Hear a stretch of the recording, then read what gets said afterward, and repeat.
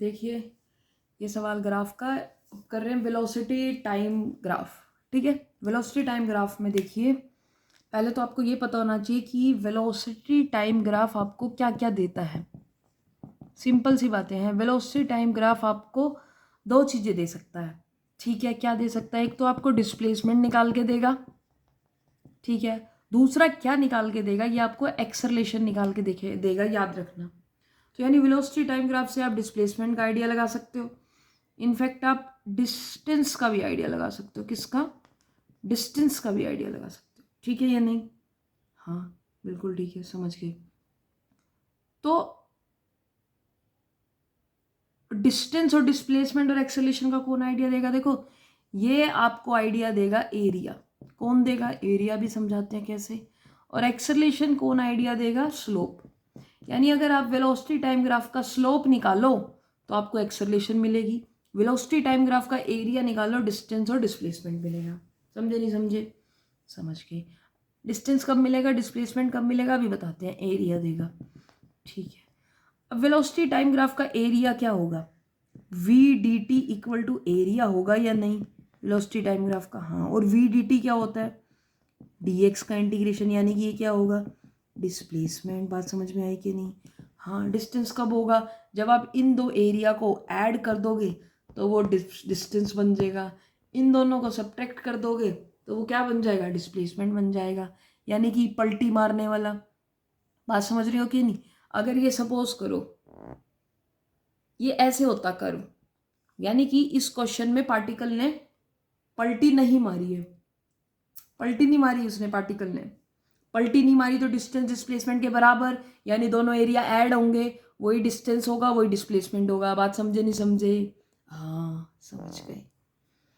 अब अगर कर्व ऐसे है तो डिस्टेंस होगा तो इन दोनों एरिया को ऐड करोगे, अगर डिस्प्लेसमेंट होगा तो इन दोनों एरिया को सब्ट्रैक्ट करोगे। सब्ट्रैक्ट क्यों कर रहे हैं? क्योंकि पार्टिकल पलटी मारेगा।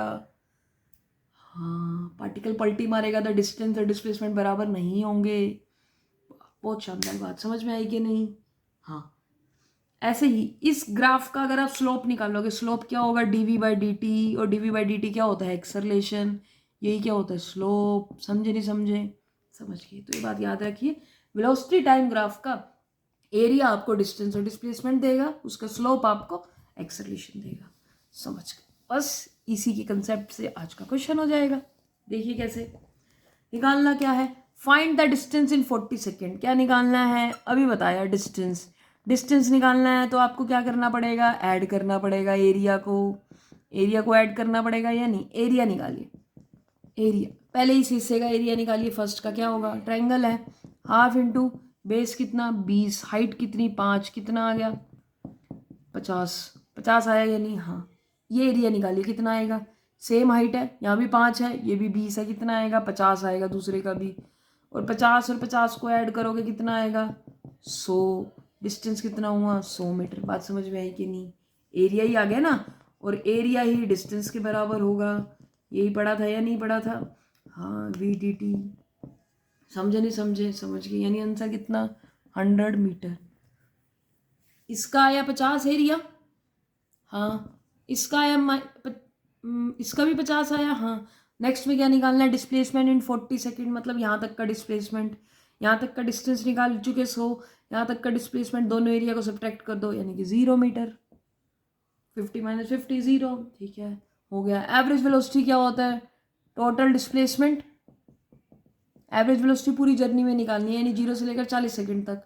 टोटल डिस्प्लेसमेंट 40 सेकंड में divide by total time. Total displacement कितनी? 0। यहाँ से यहाँ तक कितनी डिस्प्लेसमेंट? सब्ट्रैक्ट किया 0, यानी एवरेज वेलोसिटी कितनी?